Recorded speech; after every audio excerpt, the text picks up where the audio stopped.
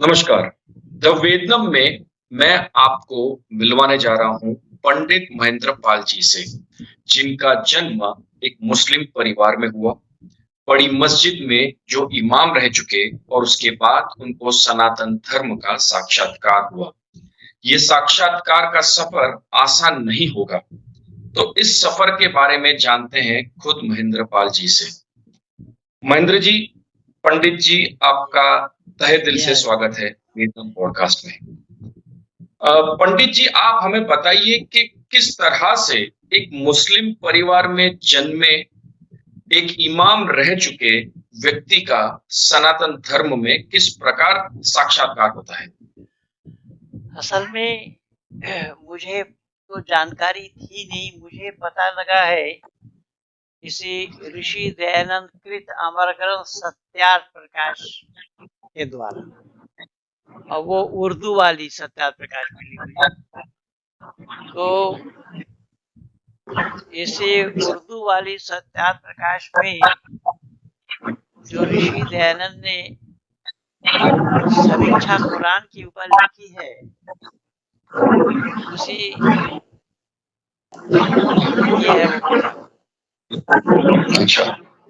तो इस किताब में कुरान के ऊपर उन्होंने जो समीक्षा किया है, इसने मुझे झकझोर कर रख दिया। और मैंने 25 जगह मुस्लिम इंस्टीट्यूटों में इसी के बेस पे सवाल लिख लिख करके भेजा। मुझे जवाब नहीं दिया, मुझे टरकाया गया। मुझे बोला है कि आप ईमान से हाथ धो बैठे हैं, आप मुर्शिद हो चुके हैं आदि आदि। मैं सवालों को किसी ने टच नहीं किया। तो फिर मैं इसी सत्यार्थ प्रकाश के बेस पे मैंने सत्य सनातन वैदिक धर्म को जाना, और इन्होंने दिखाया है वेद के आधार पर कि धर्म मनुष्य मात्र के लिए एक होता है। तो जिस दिन मैं इस सत्य सनातन वैदिक धर्म को स्वीकार किया और ये शिक्षा सूत्र ग्रहण किया, उसी दिन ही मैं अपने वक्तव्य में कहा था कि मैं धर्म नहीं बदल रहा हूँ, मैं समाज बदल रहा हूँ। क्योंकि धर्म बदला जाना संभव नहीं है, धर्म मनुष्य मात्र के लिए एक है। मैं एक समाज को छोड़कर दूसरे समाज में जा रहा हूँ। मैं अंधविश्वासियों के समाज को छोड़कर बुद्धिजीवी, बुद्धिपरक लोगों के समाज से जुड़ रहा हूँ। तो आर्य समाज एक जीते जागता क्रांतिकारी आंदोलन है। एक आंदोलन का नाम है आर्य समाज, जिन्होंने रूढ़िवादिता और कुसंस्कारों से निकालकर मानव मात्र को ईश्वर के सानिध्य को प्राप्त करने कराने के लिए उन्होंने रास्ता दिखाया है। कि परमात्मा को पाने के लिए मनुष्य मात्र का एक ही रास्ता है। उन्होंने वेद का हवाला दिया, वेद में भी आया है कि नाना पंथ विदते आयना है। अनेक रास्ता सही नहीं है, सही और सच्चा रास्ता केवल एक है। आपने जो बताया उससे एक चीज हमें ज्ञान होती है कि इस्लाम में तर्क के लिए कोई जगह नहीं। जब आपने तर्क किया वहां तो शब्द है कि इकरार बिल लिसान तस्दीक बिल कल्ब, यानी इकरार बिल लिसान माने इकरार करना जुबान से, और तस्दीक बिल कल्ब यानी कल्ब से, हृदय से उसकी तस्दीक करना, स्वीकार करना, और इसी को ईमान कहा जाता है। के ऊपर आप कोई चू चिरा नहीं कर सकते, कब क्या क्यों कैसे, कोई सवाल ही नहीं आ सकता।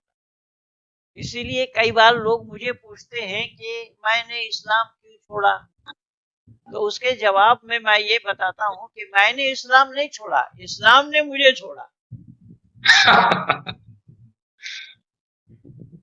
पंडित जी, हमने अभी एक प्यू रिसर्च सेंटर की रिपोर्ट पढ़ी थी, जिसमें देखने मिला कि पूरी दुनिया में करोड़ों लोग इस्लाम को छोड़ रहे हैं। जी, साथ में ही ऐसे बहुत सारे लोग हैं जो इस्लाम को छोड़ना चाहते हैं, पर वो इस्लाम को छोड़ने से डरते हैं, इस्लाम के ठेकेदारों से डरते हैं, इसलिए वो इस्लाम को नहीं छोड़ पाते। तो इसके ऊपर आपका क्या कहना है? मेरा कहना ये है कि इस्लाम की जो बुनियाद है, उस बुनियाद को हमें देखना पड़ेगा कि उसमें सही क्या और गलत क्या है। और उस मनुष्य मात्र के लिए ये उचित है सत्य का ग्रहण करना, असत का परित्याग करना। अब अंधविश्वासी लोग इसमें है, इसमें जुनून है लोगों में, तभी तो ये मार काट पे उतर आते हैं, जो ये इंसानियत के विरुद्ध है, मानवता विरोधी कार्य है। तो हमें मानव बनना है, मानव हम बन करके नहीं आए, दुनिया में हमें मानव बनना पड़ता है। इसलिए वेद में आया है मनुर्भव, मानव भव। तो मानव बनने के लिए क्या है, जो हमारा दायित्व है, जैसे उदाहरण के रूप में अग्नि का काम क्या है, जलाने का, गर्मी देने का। तो अग्नि अगर जलाने का काम छोड़ दे, गर्मी देना बंद कर दे, उस अग्नि अग्नि का नाम बदल जाएगा, उसका नाम राख पड़ेगा। तो अग्नि का नाम राख क्यों पड़ा? उसने काम छोड़ा, उसके जो गुण है वो गुण को छोड़ दिया। तो यहाँ पर मनुष्य मात्र के लिए भी गुण है, अगर मानव वो गुण छोड़ दे, वो मानव नहीं, वही दानव है। सही बात है।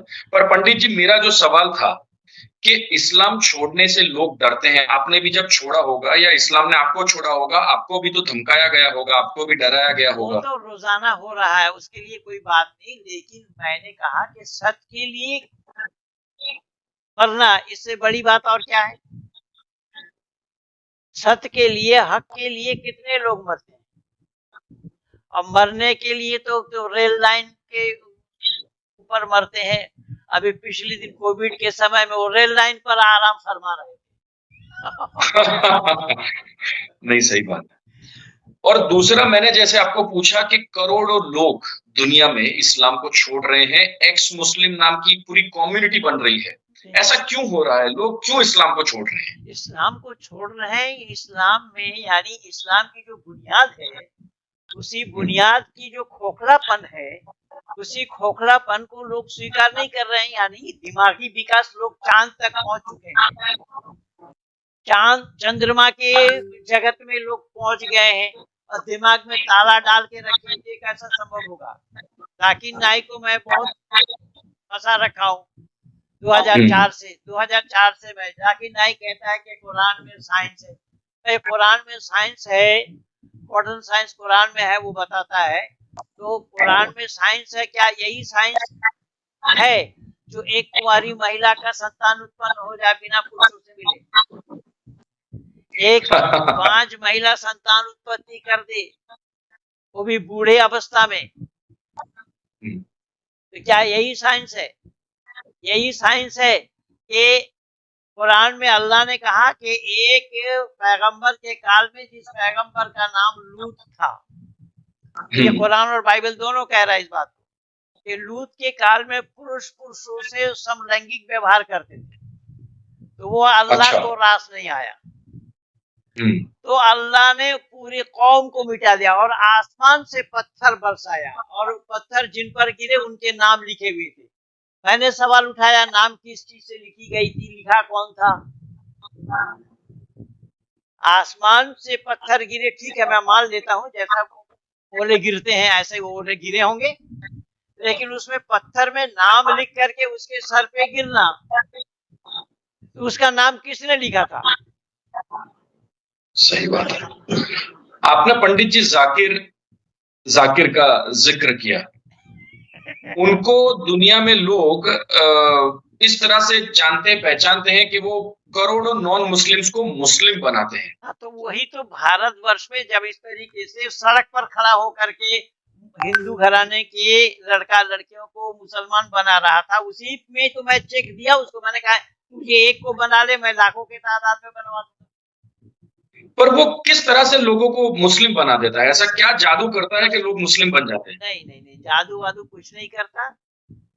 हमारे लोगों में कमी है, हम उनसे सवाल पूछ नहीं सकते। अगर एक सवाल पूछ दे उसकी नानी याद आ जाएगी, जवाब नहीं दे पाएंगे वो। लेकिन यहाँ सवाल क्या हो सकता है, इसकी शऊर नहीं है लोगों में। सही बात है। ये लोग ये ये जाकिर जाकिर नाइक का कहना है कि तुम गुनाह किया, तुम इस्लाम कबूल कर लो, सब गुनाह माफ हो जाएंगे। हुँ, का कहना यह है कि हुँ, अल्लाह ताला सभी गुनाहों को माफ कर देंगे। इस्लाम हुँ, कबूल कर लो, गुनाह माफ हो जाएंगे। अच्छा, इस्लाम कबूल कर लो, गुनाह माफ हो जाएंगे, तो गुनाहों की माफी चाहेगा कौन? जो गुनाहगार होगा। हुँ, जो पापी होगा वही तो पाप से क्षमा चाहेगा। सही बात है। तो लोग ये नहीं कह सकते भाई तुम पापी हो क्या, तुम पापी अगर ना हुए होते तो पाप से क्षमा क्यों मांगते। अब पाप से क्षमा कर देने का मतलब दूसरा एक पाप करने का और अवसर मिलना। इसलिए वेद में अवश्य में भुक्तभम कृतम कर्म शुभाशुभम बताया गया है कि पाप की भी पाप की क्षमा नहीं होती, पाप को भुगतना ही पड़ेगा। सही बात है। जाकिर जी तो बताते हैं इस्लाम पीस का सबसे बड़ा मज़हब है। पीस हाँ फैलाता है, शांति फैलाता है। हाँ, मैंने उसको बोला, सुदर्शन न्यूज चैनल में बोला, मैंने कहा बिल्कुल पीस बता रहे हो आप, बिल्कुल पीस है, पर ये शांति वाला पीस नहीं है, वो डबल रोटी वाला पीस है, ब्रेड वाला पीस है।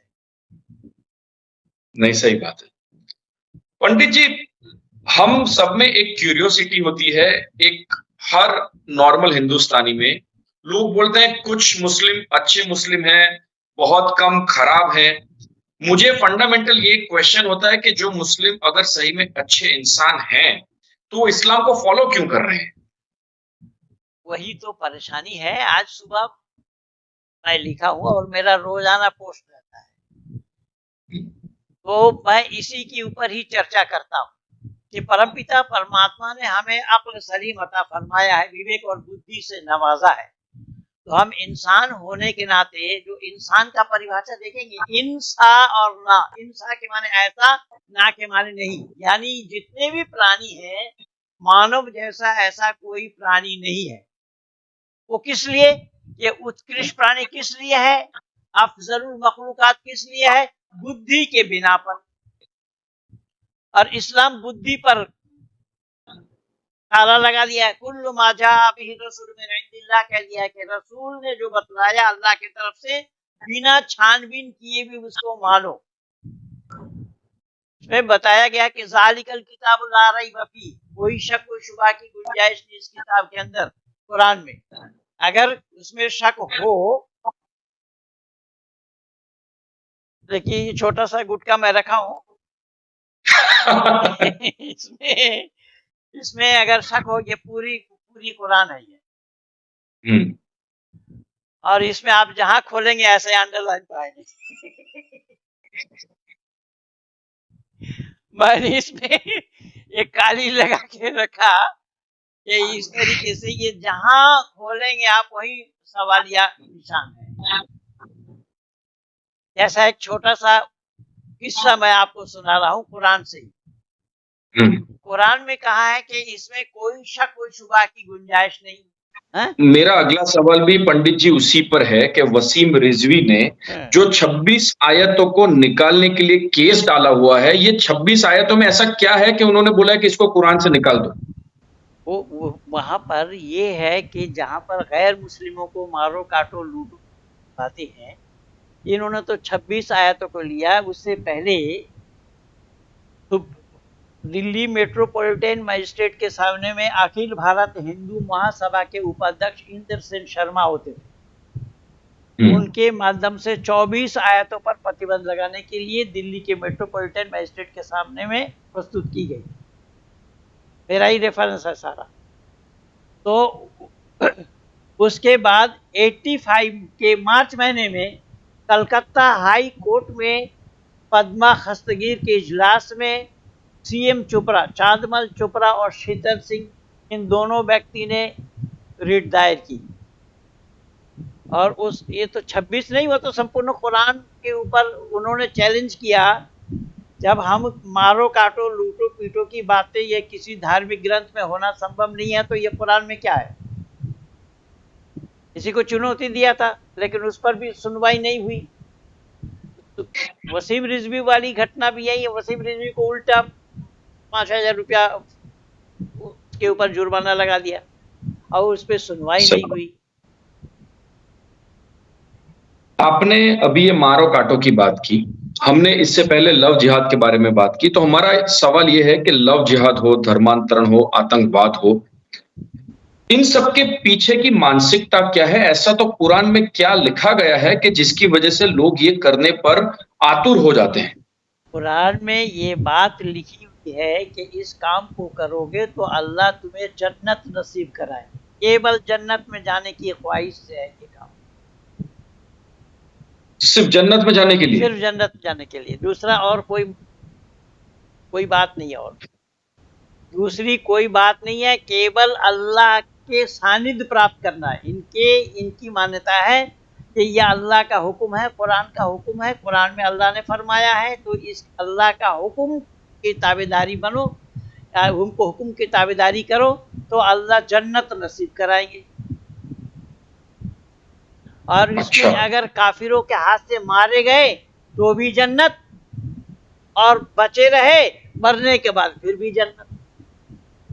लेकिन मैं आपको आज एक संदेश देना चाहता हूँ मान्यवर, कि हमारे हम्म। हिंदू घराने की जो बेटियां मुसलमानों में जाती हैं, मैं अपने उन बेटियों के पास दो सवाल मुख्य रूप से पहुंचाना चाहूंगा। हम्म। कि जो कोई बेटी किसी मुसलमान को दोस्त बनाता है और उसके चंगुल में फंसती है, तो उस बेटी को सबसे पहला सवाल ये करना चाहिए, उससे पूछना चाहिए कि भाई तुम छोड़ोगे कब, तलाक कब दोगे, हम्म। दूसरी शादी करोगे या नहीं। अभी 35 टुकड़े बनाए गए कि नहीं दिल्ली में? सही बात है। 35 टुकड़े बना करके फ्रिज में रखा गया था या नहीं? और वो एक दो घटना से तो रोजाना हो रहा है भाई। तो ये देख करके भी हिंदू घराने की लड़कियों को सीखना नहीं चाहिए? दिल्ली पर में इससे कई घटनाएं हुई। वही चीज है, और दूसरा हमारी लड़कियां ये नहीं समझ पा रही हैं कि इस्लाम में लड़कियों को तो वो बच्चे पैदा करने की मशीन समझा जाता है। खाली ऐसा बच्चा क्यों है पैदा, पंडित जी? वो उनकी मान्यता है। कुरान कहता है निसाउकुम हर्सुल लकुम फातु हर्सकुम अन्ना शिअ्तुम वक़द्दिमू लिअन्फुसिकुम, कि महिलाएं औरतें क्या है, तुम्हारे लिए खेत हैं, उस खेत से जैसा चाहो वैसा फसल उत्पन्न करो। अच्छा। तो ज्यादा से ज्यादा संतान उत्पत्ति करने की बात, खैर उस पर मैं नहीं जा रहा हूँ। मैं ये कहूंगा कि अपने हिंदू घराने के माता पिता को भी चाहिए अपने बेटियों पर शिकंजा कसे, इस तरीके से आज़ाद ना छोड़े। देखिए, हिंदू घराने की लड़की कॉलेज में पढ़ती है, मुस्लिम घराने की लड़की भी कॉलेज में पढ़ती है, और दोनों के बॉयफ्रेंड है। हिंदू घराने की लड़की की बॉयफ्रेंड है, मुस्लिम घराने की लड़की की भी बॉयफ्रेंड है। लेकिन वो बॉयफ्रेंड, हिंदू घराने वाली लड़की बॉयफ्रेंड को अपना साथ ले जाता है अपने घर, पूरे परिवार से परिचय कराती है, और माँ बताती है ठीक है तू भैया से बात कर, मैं चाय बनाने जा रही। यानी माँ परोस रही है। और यही घटना मुस्लिम परिवार में हो, मुस्लिम परिवार की लड़की वो मर सकती है, लेकिन कोई बॉयफ्रेंड को लेकर के घर नहीं जा सकती। सही बात है। अब वहां इस तरीके की शिक्षा है, तो क्या हमारे हिंदू घराने के लोग इतने उदासीन क्यों हैं? अपने लड़कियों को छुट्टा गाय जैसा क्यों छोड़ दिए हैं मार्केट में? नहीं, सही बात है। पंडित जी, अभी मैंने गुलाब नबी आजाद, हाँ, कश्मीर के नेता रह चुके हैं, उनका एक स्टेटमेंट सुना या पढ़ा। उन्होंने बताया कि मुसलमान पहले हिंदू ही तो थे, सबके सब कश्मीरी पंडित थे। पर मैं गुलाम नबी के लिए एक बात, मैं अपने कल वीडियो में भी बोला हूँ, कल मेरा लाइव स्ट्रीम था, उसमें मैं बोला हूँ। हम्म। गुलाम नबी आज़ाद बोला कि हम पहले हिंदू थे, हमारे पूर्वज हिंदू थे, हिंदू से ये मुसलमान बने हैं। तो महबूबा मुफ्ती ने बोली है कि तुम्हारे परिवार से फिर बंदर भी रहे होंगे। तो उन दोनों बातों को लेकर के मैं बोला कि महबूबा मुफ्ती को भी पता नहीं।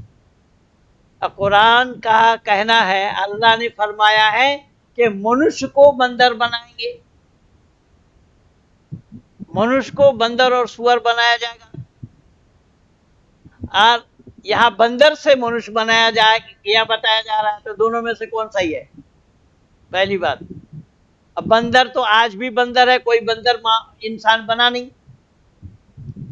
सही बात है। अब मैं बोला कि बंदर से अगर इंसान बन गया तो हनुमान किससे बना? हनुमान से क्या बना? महिलाएं बनी। ये सब बेतुकी बातें हैं, बिना सिर पैर की बातें हैं। लेकिन गुलाम नबी आजाद के लिए मैं आपको एक सुनाता हूँ, पहली नहीं सच्ची घटना। जब अटल बिहारी वाजपेयी जी प्रधानमंत्री थे, तो अटल बिहारी वाजपेयी जी की एक बेटी को पाला था उन्होंने, तो हो सकता है आपके नॉलेज में भी हो। और उनके नहीं, आप थोड़ा एलाबरेट कर दीजिए हमारे दर्शकों के लिए, शायद मुझे पता हो पर दर्शकों को नहीं पता होगा। तो अटल बिहारी वाजपेयी जी ने एक बेटी को अडॉप्ट किया था, बेटी बनाई थी। बेटी बना करके उसकी शादी हुई, तो दामाद भी उनके टच में था और काफी सब संबंध रहा। तो गुलाम नबी आजाद ने प्रधानमंत्री पर टोंड कसा कि जब अटल बिहारी वाजपेयी ने शादी नहीं की तो इनकी बेटी कहां से? तो उसके जवाब में मैं उन दिनों में बोला था गुलाम नबी आजाद को, मैंने कहा कि मेरे भाई, तू अपने आप ही अपने को गुलाम नबी बता रहा है और फिर आजाद कैसे कह रहा है? तू नबी का गुलाम है और फिर आजाद बता रहा है अपने को, तो आजाद कैसे हो जाएगा तू? सही बात है। मैंने कहा कि ये बात केवल अटल बिहारी वाजपेयी के लिए नहीं है, इस्लाम के प्रवर्तक हजरत मोहम्मद साहब ने भी एक जैद नामी एक आदमी को पाला था, अपना अडॉप्ट किया हुआ बेटा माना था, अडॉप्ट किया था। जैद बिन मोहम्मद कहते थे लोग उन दिनों में, और अपने बुआ की लड़की से, फुफेरी बहन से उसकी शादी कराई थी, जैनब जिसका नाम था, और उसको तलाक दिलवा करके बिना शादी किए हुए अपने घर में रख लिया उसे। और अल्लाह ने कहा, मैंने आसमान में तुम्हारी शादी करा दी। मैंने वो सवाल उठाया, मैंने अल्लाह काजी है क्या? अल्लाह किसी की निकाह पढ़ाते? ये सब बेतुकी बातें हैं, ऐसे कुरान भरा पड़ा है, मैं कहाँ बोलूं। अच्छा, ये जो गुलाम नबी वाला जो पूरा इंसिडेंट हुआ, उसके बाद फारूक अब्दुल्ला ने ऐसा बोला कि पहले के ज़माने, पहले ही बोला, फारूक अब्दुल्ला ने तो पहले बोला। फारूक अब्दुल्ला बोल रहा, हमारा 4th ग्रैंडफादर हिंदू थे। हाँ, नहीं, पर अभी पंडित जी उन्होंने ऐसा बोला कि हिंदुओं में पहले ऊंच नीच बहुत थी, इसलिए लोगों ने इस्लाम अपना लिया।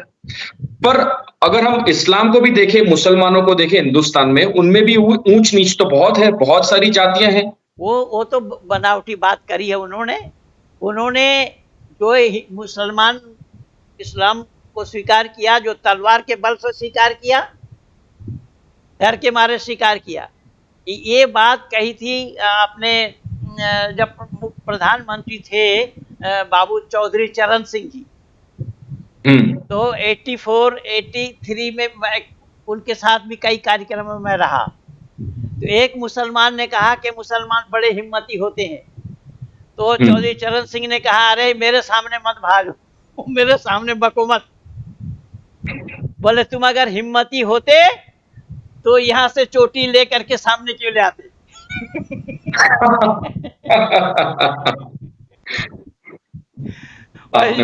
जिन्होंने चोटी जनों की रक्षा की, वो आज भी हिंदू है। तुम इसी डर के मारे तुम इस पीछे वाले दाढ़ी को तुम सामने ले आए। पंडित जी, आपको लगता है इन लोगों को वापस भविष्य में सनातन में लेके आ सकते हैं? सनातन में ले आ सकते हैं, या हम कहेंगे क्यों? परमपिता परमात्मा ने मनुष्य बनाया है। मानवर, मैं आपसे ये बता दूं, धरती पर जब आते हैं हम एक समान आते हैं, जाते समय अलग अलग बन करके जाते हैं। कोई बोले कि हाँ धरती पर आते समय कोई अलग तरीके से आया, एक तरीके से आया, जाते समय इस दुनिया के चंगुल में फंस करके वो जाते समय अलग बन करके जा रहा है। वो कोई हिंदू बन करके जा रहा है, कोई मुसलमान बन करके जा रहा है, ईसाई बन करके जा रहा है, लेकिन परमात्मा ने किसी को हिंदू मुसलमान ईसाई बनाया ही नहीं। पर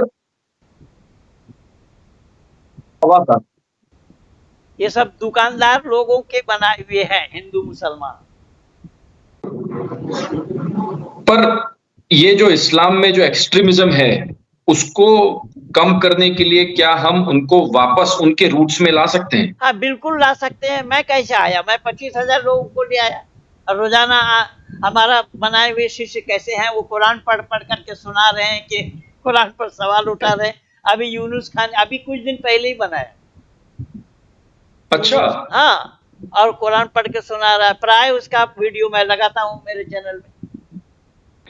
जब आप सनातन में वापस आए, तब लोगों ने क्या आपको सहजता से स्वीकार कर लिया? मैं इसलिए पूछ रहा हूं क्योंकि बहुत सारे मुसलमान मेरे भी दोस्त हैं जिनको लगता है कि अगर हम वापस अपने रूट्स में गए तो लोग हमें स्वीकार नहीं करेंगे, हमारी बेटियों के साथ शादी नहीं करेंगे, हाँ तो वगैरह वगैरह। वो हिंदुओं में हो सकता है, लेकिन हमारे आर्य समाज में जातीयता की बीमारी नहीं है।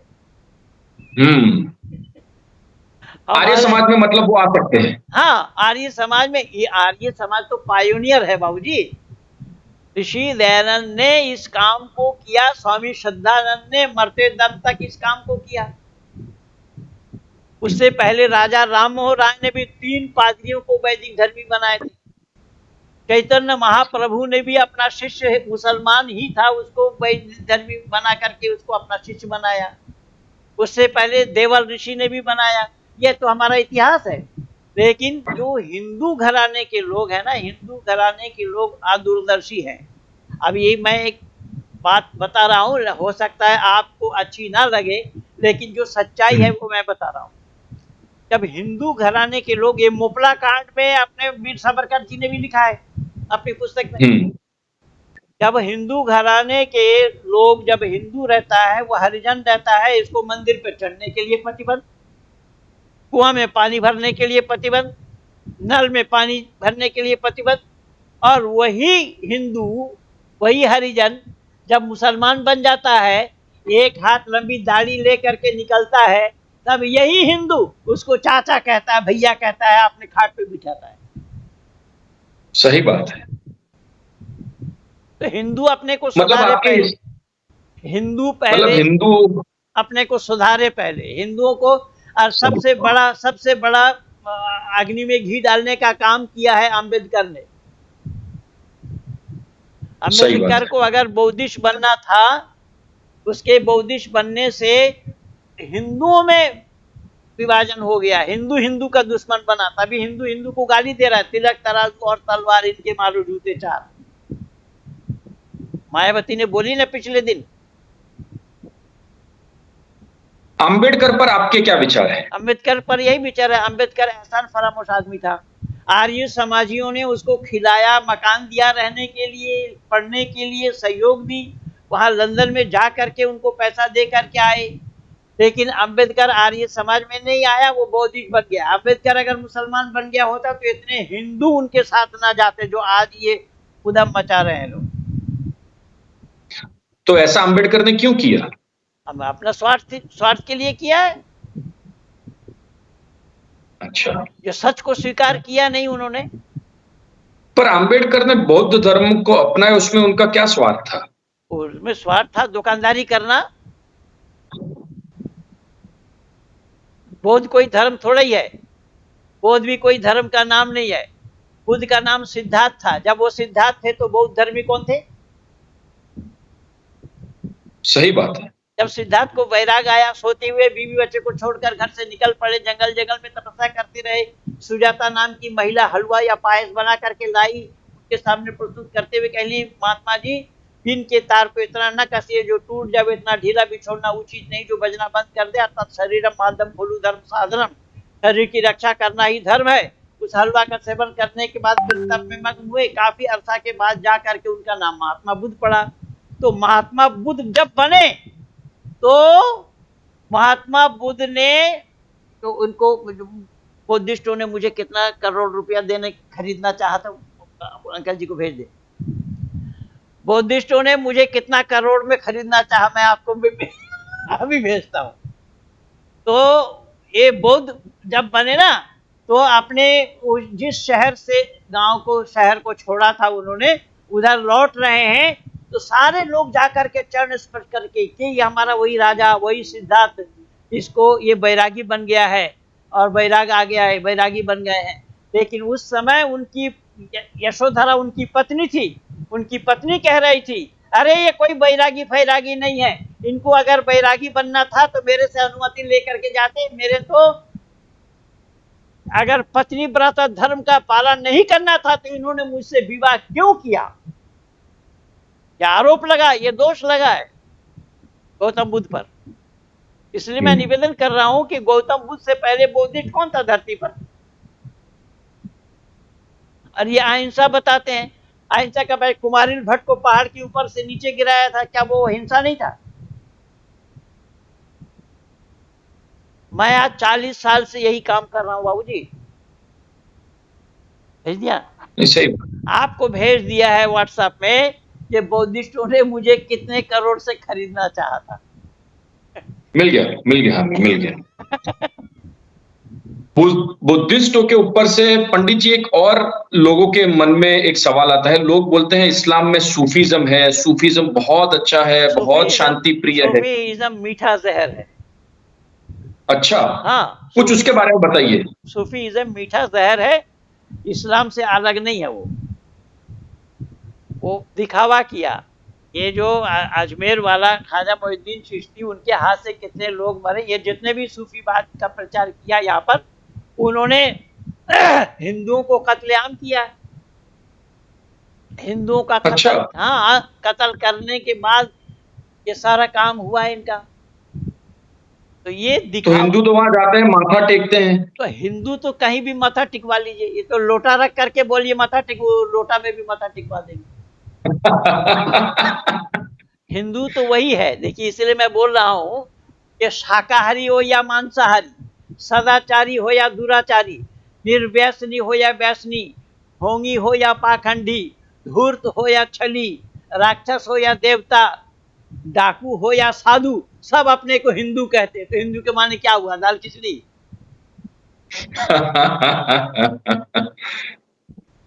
आप वो अजमेर पे कुछ बता रहे थे कि उन्होंने बहुत सारे लोगों की हत्या हाँ, की। ये तो पूरा इतिहास पढ़ी ना, पूरा भारत के इतिहास गवाह है कि जितने सूफी, यानी भारतवर्ष को अगर मुसलमानों की वृद्धि हुई, भारतवर्ष पे इस्लाम का प्रचार इन सूफीज्म वालों ने किया। और इन सूफीज्म वालों से हैदराबाद में मेरा डिबेट भी हुआ है, उस पर भी देख लीजिएगा, उसमें मेरे चैनल में पाएंगे आप। अच्छा, हाँ, और आज से नहीं, आज से लगभग 8-10 साल पहले। मैं 40 साल से प्रचार कर रहा हूँ, 40 साल, 40 वर्ष। हम पंडित जी आप पे जब रिसर्च कर रहे थे तो हमारी रिसर्च टीम ने पढ़ा कि आपने आपकी खुद की एक कुरान लिखी है जिसका नाम है शिष्य कुरान। नहीं, अभी कुरान मैं लिखी नहीं, मैं कुछ नकल आया। कुरान में अल्लाह ने एक चुनौती दिया।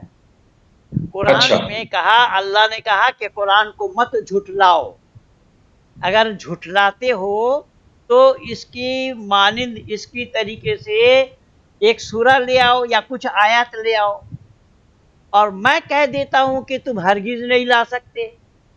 वहां पर शब्द आया है, वइन कुंतुम फी रैबिम मिम्मा नज़्ज़लना अला अब्दिना फातू बिसूरतिम मिन मिस्लिही वदऊ शुहदाअकुम मिन दूनिल्लाहि इन कुंतुम सादिकीन फ़इन लम तफ़अलू व लन तफ़अलू फत्तकुन नार अल्लती वक़ूदुहा अन्नास वल हिजारा उइद्दत लिल काफिरीन। सूरा नंबर 2 सूरा बकरा आयत नंबर 24-25 में बताया है।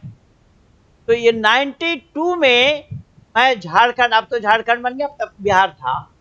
मैं गढ़वा एक डिस्ट्रिक्ट है, डिस्ट्रिक्ट गढ़वा डिस्ट्रिक्ट में एक जगह बोल रहा था आर्य समाज में। तो बहुत सारे मौलाना जुटे हुए थे वहां पर। एक मौलाना गुलाम मोहम्मद अंसारी नाम का, वो ये ऐसी आयत को लिख करके मेरे पास भेज दिया कि कि अल्लाह ने एक चैलेंज किया है कुरान में, और आप कुरान को जानते हैं पर कुरान को मानते नहीं है।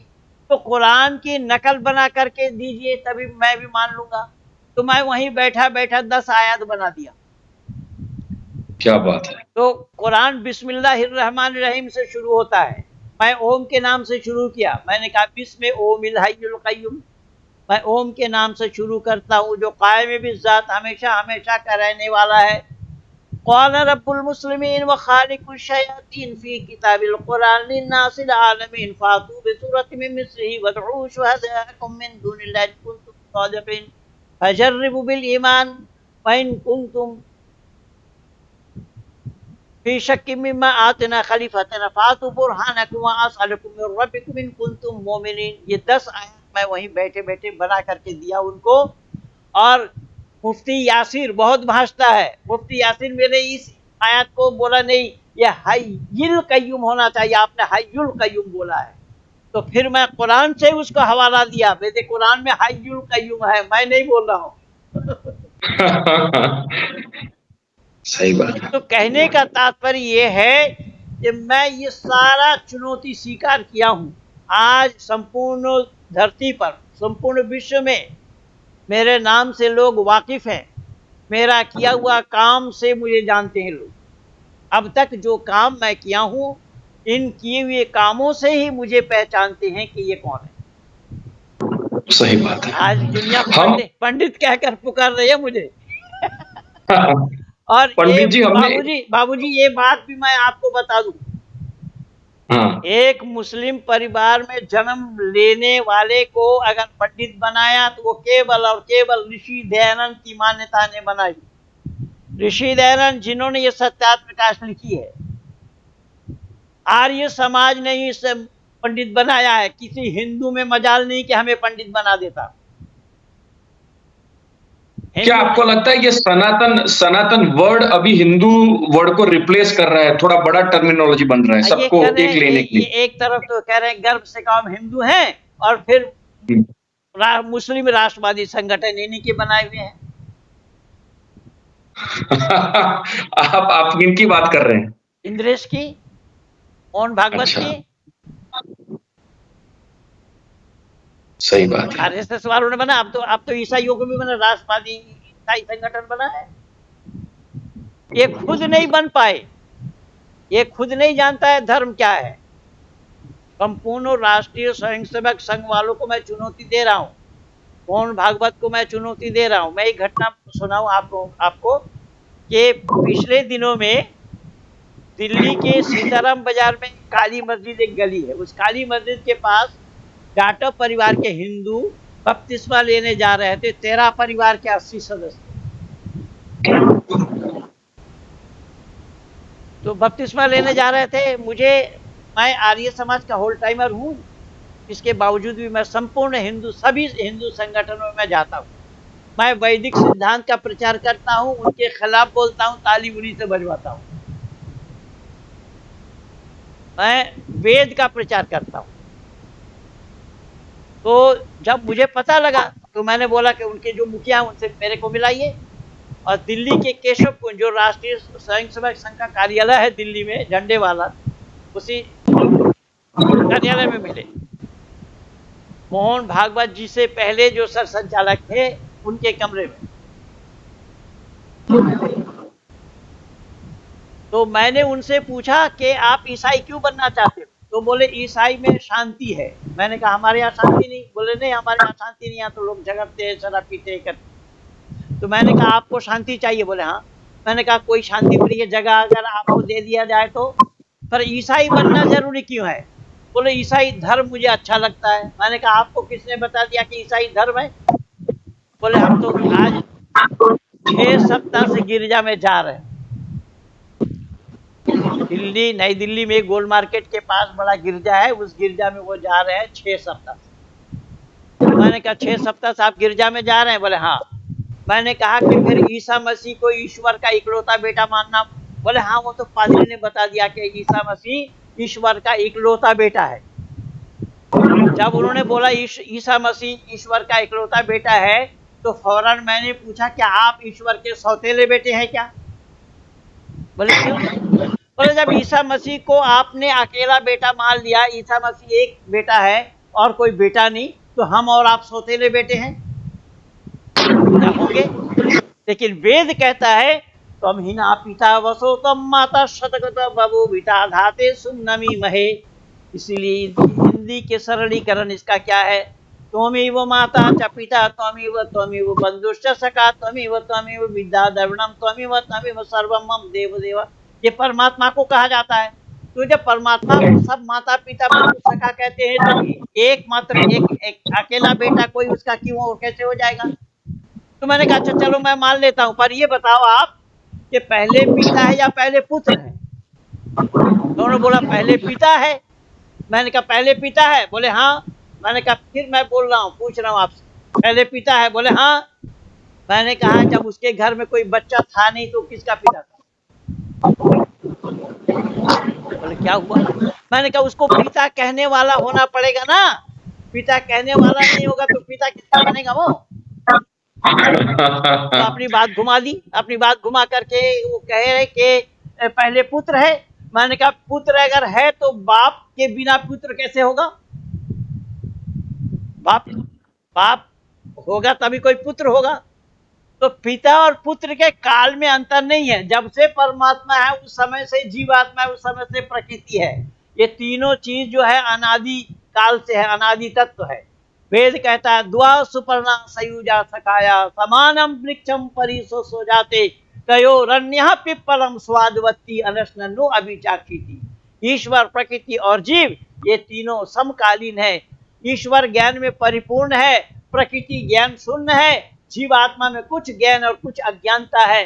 जीवात्मा अपनी अज्ञानता को दूर करने के लिए परमात्मा का सानिध्य लाभ करना चाहता है। बस इतने से फर्क है। मैंने कहा जब इतनी सी बात आप नहीं जानते हैं कि पिता पहले है या पुत्र पहले है, तो फिर ईसाई धर्म कहाँ बता रहे आप? ऐसे मैं 36 पादरियों को भी वैदिक धर्मी बनाया हूँ बाबू साहब। मेरे चैनल में जाकर के देखिएगा, सब पा जाएंगे। पादरी गिड़गिड़ा रहे हैं, रो रहे हैं, पांव पड़ रहे हैं। पादरी ऊपर से हमें याद आया कि 2019 के जब इलेक्शन थे तब राहुल गांधी हार रहे थे और कुछ पादरियों ने आपको कुछ कहने के लिए कहा। वो क्या किस्सा था? वो बोला कि आप राहुल गांधी के नाम का प्रचार करो। तो मैंने कहा मैं राहुल गांधी का नाम का प्रचार क्यों? तो बोला आपका फॉलोअर्स बहुत है। तो मैंने कहा कि मेरे फॉलोअर्स है? बोले हाँ। तो मैंने कहा मेरे प्रचार करने से जीत जाएंगे? बोले हाँ। तो मैंने तुम्हारा यहोवा जिता नहीं पाएगा। मेरा गॉड कहाँ मर गया? सही बात है। हमको राज्यसभा का मेंबर बना देंगे, क्या क्या ऑफर दिया है। और मैं हिंदुओं को बोला, इसे राहुल गांधी को जनोधारी हिंदू कहते हो, देखो ईसाई उसके तरफदारी कर रहे हैं, ईसाई उसके प्रचार कर रहे हैं। अरे ये हिंदू तो कमबख्त है। मतलब ये भी देश को समझना पड़ेगा कि राहुल गांधी के सही में प्रचार में कौन है। हाँ, और मेरे पास सारा जीते जागता प्रमाण है। सारे ईसाइयों जितने भी पादरियों को मैं वैदिक धर्मी बनाया हूँ, कैसे कैसे किस तरीके से आया, मेरे चैनल को कंगाली उसमें सब पा जाएंगे आप। अब मुझे खरीदने का क्या क्या प्रयास किया है, जो मुझे खरीदना चाहे उसी पादरी को मैं वैदिक धर्मी बना। मतलब आपका कहना है कि क्रिश्चियन धर्म जो है हिंदुस्तान में अभी राहुल गांधी को प्रमोट करना चाहता है, उसको जिताना चाहता है। बिल्कुल बिल्कुल। उसका ऐसा क्यों करना चाहता है? उसका इसलिए करना चाहता है, आपको पता नहीं है, हमारे माननीय प्रधानमंत्री जी ने इन लोगों के बाहर से आने वाले सब पैसा बंद करवा दिया। अच्छा। और राहुल गांधी तो कहते हैं मैं ब्राह्मण हूं। हाँ, अब वही तो मैं बोल रहा हूँ कि राहुल गांधी अगर ब्राह्मण है तो ईसाई पादरी लोग उसके प्रचार में क्यों कर रहे हैं? भारत से लेकर के वेटिकन सिटी तक, और मेरा नाम भी भारत से लेकर के वेटिकन सिटी तक के पादरियों को मालूम है कि कौन है महेंद्र पाल आर्य। मतलब ये लोग कॉन्स्पिरेसी कर रहे हैं, वो पक्का है? हाँ, मेरे पास प्रमाण है पक्का, तो मैं तो सारा वीडियो बना करके दिया हूँ साहब। क्या आपको ऐसा भी लगता है कि जो हिंदुस्तान में अभी मास स्केल पर जो कन्वर्जन होता है क्रिश्चियन में, जो हमारे ट्राइबल्स को करते हैं ये लोग, इसमें भी कहीं ना कहीं राहुल गांधी इसमें सम्मिलित हो सकते हैं? मैं कह रहा हूँ कि इन्हीं लोगों का ही ये सारा चंगुल है, चंगुल इन्हीं लोगों का है। सोनिया गांधी को देखिए, जब मदर टेरेसा मरी थी ना, तो सोनिया गांधी गई कलकत्ता, मदर टेरेसा हम्म के शव में, वहां पर यूं यूं कर हम्म रही है, देखिए हम्म वहां। बात तो सही है। मतलब ये भी देश के लिए खतरा हो सकता है। भाई खतरा हो सकता है, क्यों बाबू, खतरा है। अब यही तो हिंदुओं का पागलपन है ना, हिंदुओं की पागलपन क्या देखिएगा। अब इसको ये इतने भी अकल नहीं, वो क्या पूछ रहा है, वो क्या कह रहा है, राहुल गांधी क्या कह रहा है, हमें जवाब का सवाल चाहिए, जवाब का सवाल चाहिए, हमें जवाब का सवाल क्या चाहिए तुझे। और सवाल का जवाब चाहिए, जो बोले तभी बात बने, नहीं उसके जवाब का सवाल चाहिए। क्या ये रॉबर्ट वाड्रा भी उसी कॉन्स्पिरेसी का एक हिस्सा हो बिल्कुल सकता है क्या? बिल्कुल, ये इनके हिस्ट्री पढ़िए ना, इनके माँ के साथ सोनिया गांधी का भी संपर्क है रॉबर्ट वाड्रा के माँ के साथ। मतलब पहले से, शादी से हाँ, पहले से? शादी से पहले से, शादी अच्छा। से पहले से ही संपर्क है। तो ये इस्लाम वाले लोग भी राहुल गांधी को सपोर्ट कर रहे हैं, क्रिश्चियन भी कर रहे हैं, क्या ये राहुल गांधी को सपोर्ट करके देश को डिस्टेबलाइज करना चाहते हैं क्या? हाँ, तो जो लोग राष्ट्र विरोधी लोग हैं, जो राहुल गांधी राष्ट्र के विरुद्ध में जाकर के विदेश में वक्तव्य दे रहा है, ऐसे राहुल हम्म, गांधी का समर्थन राष्ट्र विरोधी ही करेंगे। हम्म, अभी राशिद अल्वी कह रहा था, कल मैं सुन रहा था न्यूज चैनल में, राशिद अल्वी कह हम्म, रहा है कि प्रियंका गांधी अगर बनारस से लड़ेगी तो मोदी को गुजरात जाना पड़ेगा। हम्म। अब मोदी को गुजरात जाना पड़ेगा या प्रियंका गांधी अपनी नानी घर जाएगी, वो तो समय पर पता रहेगा। आप वेस्ट बंगाल रहते हैं पंडित जी। वेस्ट बंगाल में हिंदुओं का प्रभाव दिन ब दिन कम हो रहा है, या सनातन का प्रभाव या वैदिक परिभाषा का प्रभाव कम हो रहा है, उसका क्या क्या कारण है? वैदिक परिभाषा का प्रभाव कम नहीं हो रहा, वैदिक परिभाषा का प्रभाव ठीक है, बल्कि यहाँ जो है, यहाँ राजनीतिक मामला थोड़ा, जो लोग राजनीति करते हैं उनके लिए है, तो हमारे पास तो कोई राजनीति नहीं है, हम लोग राजनीति नहीं करते, हम लोग विशुद्ध पर सत्य वहां सनातन वैदिक धर्म का प्रचार करते पर वहां पे इस्लाम ताकतवर हो रहा है, ये तो सब जानते हैं। हैं। तो ये इस्लाम ताकतवर हो रहा है प्रशासन के माध्यम से। अच्छा। अब यही, और हिंदू उसका काउंटर क्यों नहीं कर पा रहे हैं? हिंदू काउंटर क्यों करेंगे, हिंदू थोड़ा इस मामले में, हिंदू तो खुद ही संगठित नहीं है। और ये जो बांग्लादेशी वहां पे घुस रहे हैं, बांग्लादेशी मुसलमान, उसके ऊपर आपका क्या कहना है? उसके ऊपर मेरा क्या कहना होगा, घुसाया जा रहा है तभी घुस रहे हैं। अच्छा। तो भारत सरकार तो क्या ये कर भी। रही है, नहीं मैं कह रहा हूँ भारत सरकार क्या कर रही है, निगरानी भारत सरकार की होनी चाहिए कि नहीं, नहीं चाहिए। बॉर्डर सिक्योरिटी फोर्स किनके अंडर में है, बंगाल गवर्नमेंट के अंडर में है या सेंट्रल गवर्नमेंट के अंडर में? सही बात है। अभी आखिर में मेरे पंडित जी दो सवाल हैं। एक तो पहला सवाल यह है कि इस्लाम का अब अगले 25-50 साल में भारतवर्ष में उनका भविष्य क्या लग रहा है? दूसरा ये कि किस तरह से हम भारतवर्ष में सारे सनातनी लोगों को एक कर सकते हैं? पहले तो इनको देखिए, ऐसा है ना, आप हिंदू कहेंगे, ये लोग कह रहे हैं गर्व से कहो हम हिंदू हैं, आप हिंदू हम्म कहेंगे तो फौरन आपसे पूछा जाएगा कौन हिंदू, क्योंकि हिंदुओं में भी हिंदू।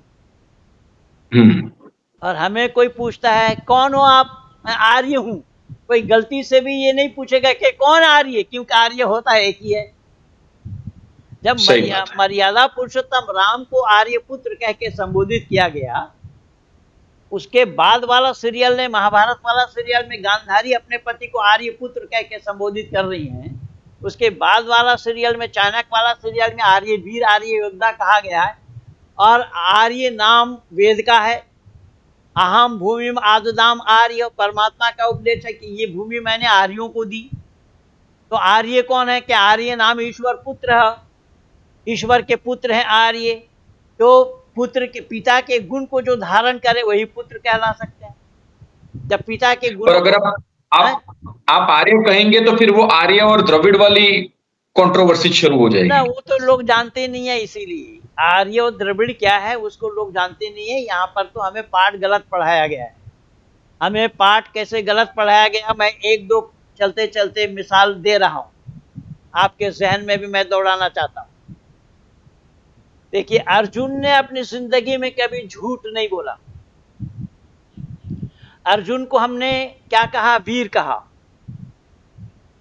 योद्धा कहा। दूसरी कोई उपाधि अर्जुन के लिए नहीं दी गई। और जिन्होंने जुआ के बाजी में अपने संपत्ति को हारे, उससे भी तसल्ली नहीं हुई, अपने घर के कुल बधू को भी जुआ के बाजी में लगा दिया। उन्हें क्या कह रखा आपने? क्या धर्मराज कहते हैं, धर्मराज का? धर्मराज। अब जबकि जुआ खेलना पाप है। वेद में आया है। वेद में आया जुआ खेलना पाप है। वेद में उपदेश आया, परमात्मा अपने संतानों को उपदेश दे रहे, खेती कर, जुआ मत खेल। जब जुआ खेलना पाप है, ऐसे एक जुआड़ी को आप धर्मराज कह रहे हैं, तो पाठ सही क्या है? तो पाठ आपको गलत पढ़ाया गया। आपको पाठ यही पढ़ाया गया, रघुपति राघव राजा राम, पतित पावन सीता राम, ईश्वर अल्लाह तेरो नाम, सबको सम्मति दे भगवान। और ईश्वर अल्लाह अगर नाम एक हुआ होता तो फिर भारत का विभाजन क्यों होता? बहुत सही सवाल है। और मोहनदास करमचंद गांधी ने कोई मुसलमानों से ये नारा नहीं लगवा पाए। गांधी तो मुसलमानों से बहुत प्रेम करते थे। अब प्रेम करते थे, वो सब नाटक था उसका। प्रेम करते थे, क्या करते थे, गांधी के ऊपर भी गांधी की जीवनी को खंगालना पड़ेगा।